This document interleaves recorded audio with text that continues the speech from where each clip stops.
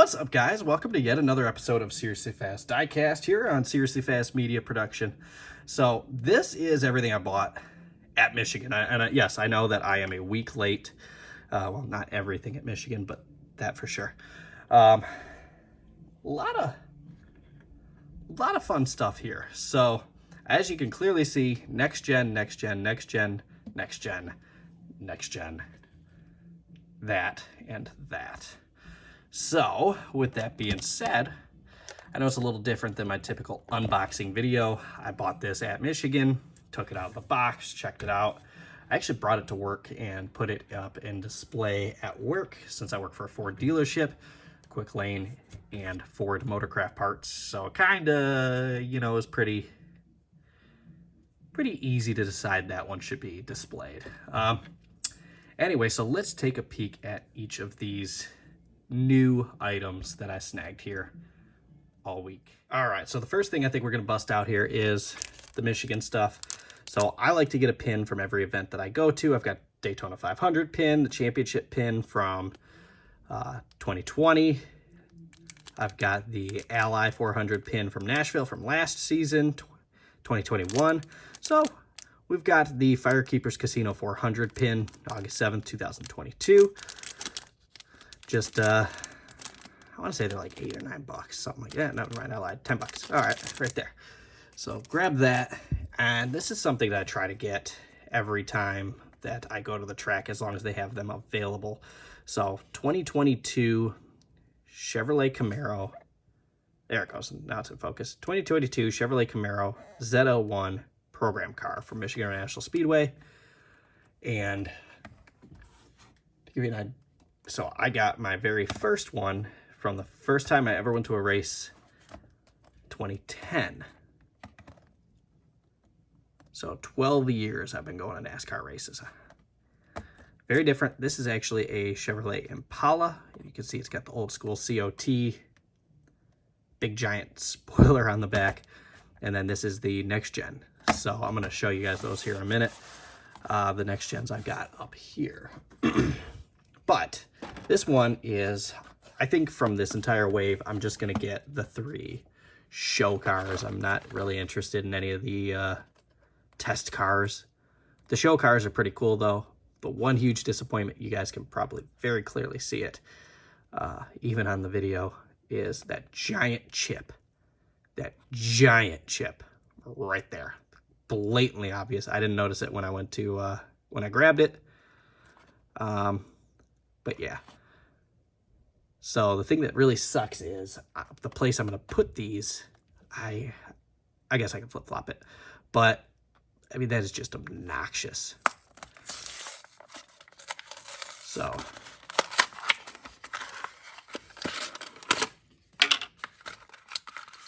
let's check these out. Let's check out the Authentics versus the actual car. So whatever that gunk was there was just gunk, nothing there. But yeah, look at that big ass chip. And that is insane. Gotta love it. I really like the fact that they went with the black wheels. Little bit of a chip there. Something stuck there. Overall, not bad in terms of quality until you actually look at that, obviously that chip for the Authentics. At least the headlights are level and flush. I've seen a couple where the one headlight was like tweaked off to the side. And the bottom, obviously, as with the actual race car, you've got the rear diffuser back here and just a flat surface up underneath. So let's compare that to the actual, what do they call them, Gold Series cars or whatever they're calling them these days. So Kurt Busch Moneyline, I got this from MIS. I didn't even know they were releasing this at MIS, but I'm glad I found it. Really, really good looking race car, and no giant chips here. But, of course, it says Kurt Busch on the front and the back windshields. The big old spoiler. And no real imperfections in the car. which is cool. I like that. It looks good. Next up, you've got the Ford GT500 Mustang. This one I gave to my stepson, so this is a toy. I just didn't realize I did not have another Ford next-gen car, but those spoilers are astronomical. Look at the size of that thing. It's insane. Diffuser, everything's on black underneath, but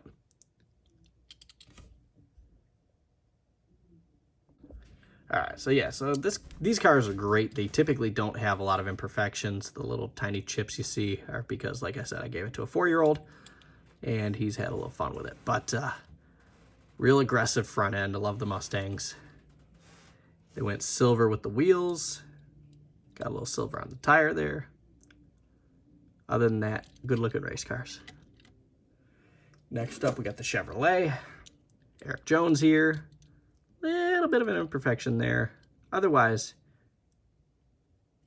again, just a good-looking race cars. Nothing really off-center. Nothing cheap. Nothing bad-looking. They don't look bad except for this piece right here. And you usually don't get that. So this is an oddball one, but of course there's a little flake of paint. Green paint over here. I think that's just because of the blue one on top of it. But this is the worst gold series that I've gotten in quite some time.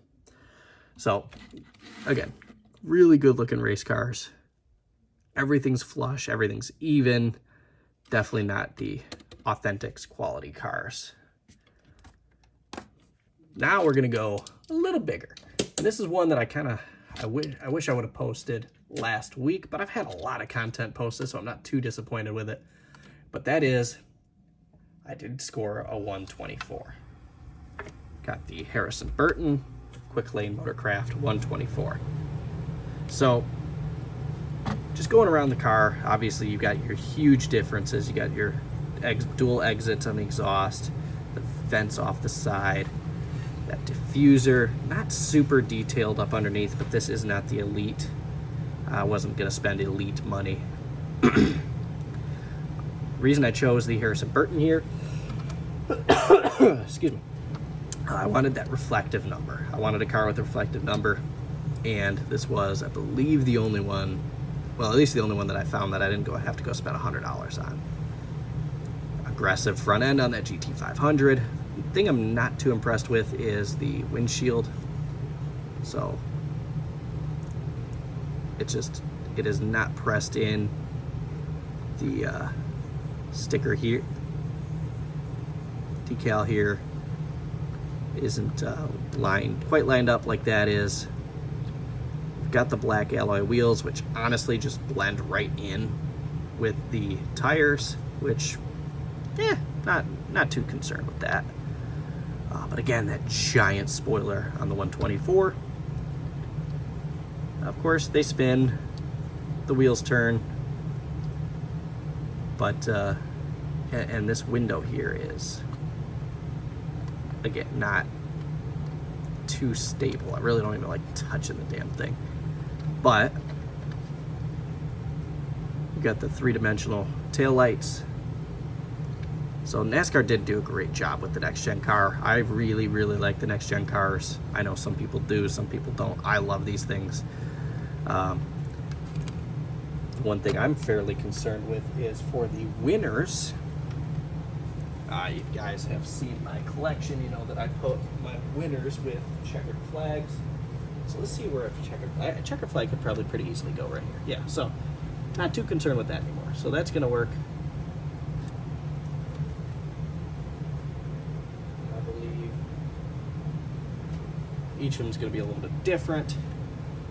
Not quite so different as to, excuse me, not quite so different as to be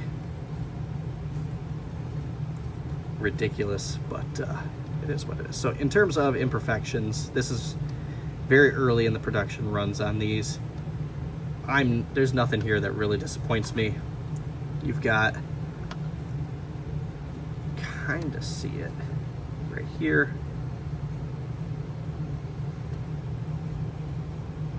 Works the same a little bit on the other side. Tiny little chip right there. And the roof flap, again, another thing I'm not concerned with. Little black speck there, but that, the windows. And let me see about this, the hood. I haven't even tried to pop the hoods open yet. Do I have something thin enough to do that? To get in there and push the hood open. Yep, there we go. All right. So, got the hood open. Chip right here. And you've got the intakes, very, very different under the hood versus a current production car. Let me grab one, I'll show you what the difference is up under the hood. And you know, I'll keep that Mustang and go with Ryan Blaney's Michigan thing since I got to sit right here.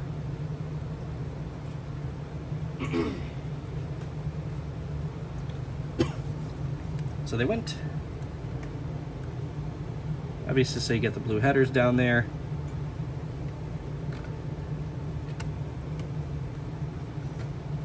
Carbs covered. So very, very different, as you can see.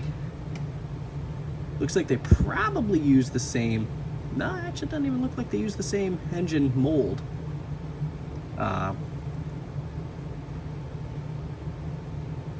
You lose out on all the chassis up underneath, except for the one, but it's all black. It's not quite as detailed as personally I would like it under the hood under these new next-gen cars. But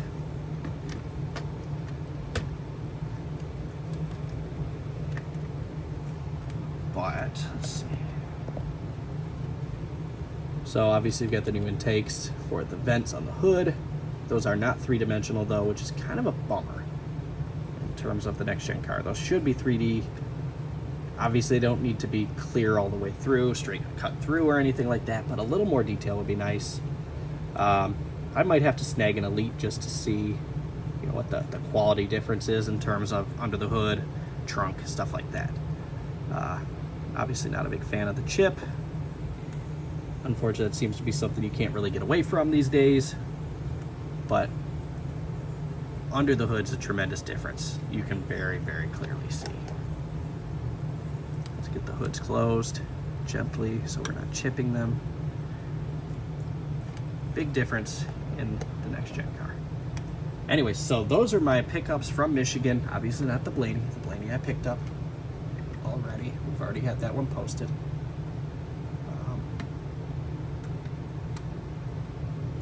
But yeah, those are all my pickups from MIS this past weekend. And of course, I got my